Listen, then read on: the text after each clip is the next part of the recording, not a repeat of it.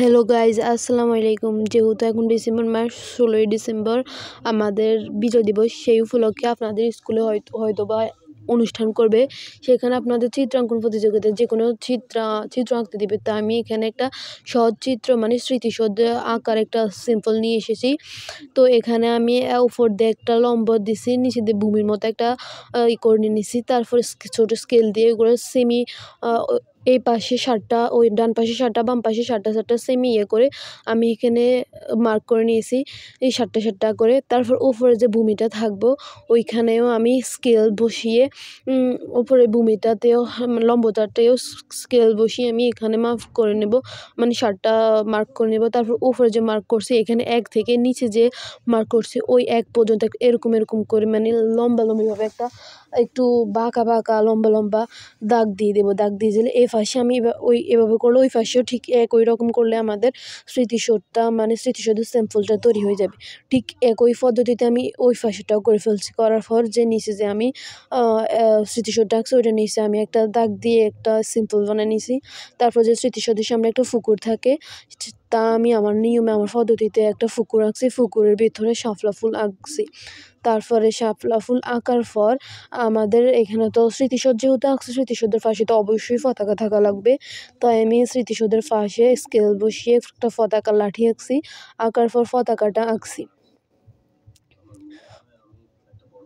পতাকা আঁকার পর সাইডে দিয়ে মানে স্মৃতিসৌধের পিছনে গাছ বা দূরে যে গাছগুলো দেখা যাচ্ছে ওইগুলো আঁকছি।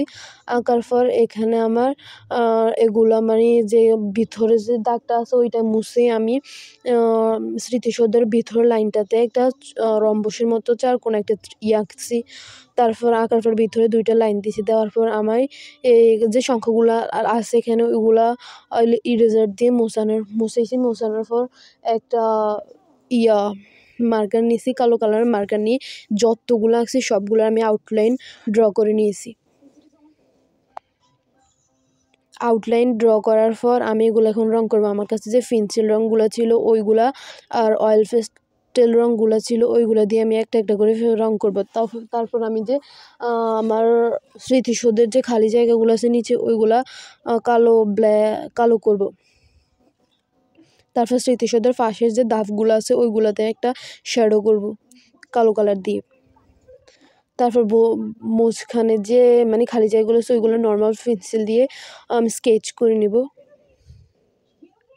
তো হয়ে গেলে আমাদের স্মৃতিসৌধের মানে আঁকার সিম্বলটা। তারপর যে নিচে যে আমি দাগ দিয়েছি ওইটা আমি ব্রাউন কালার করে নিব।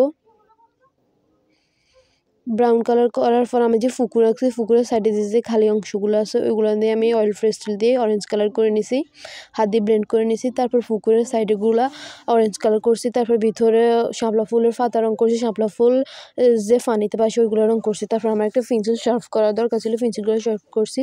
তারপর গাছের যে উপর মাথাগুলো আছে ওইগুলো ইয়েলো কালার করছি, ভিতরে গ্রিন কালার করছি। তারপরে পতাকার যে লাঠিটা ছিল ওইটা আমি একটু পেন্সিল কালার দিয়ে স্কেচ করে নিয়েছি।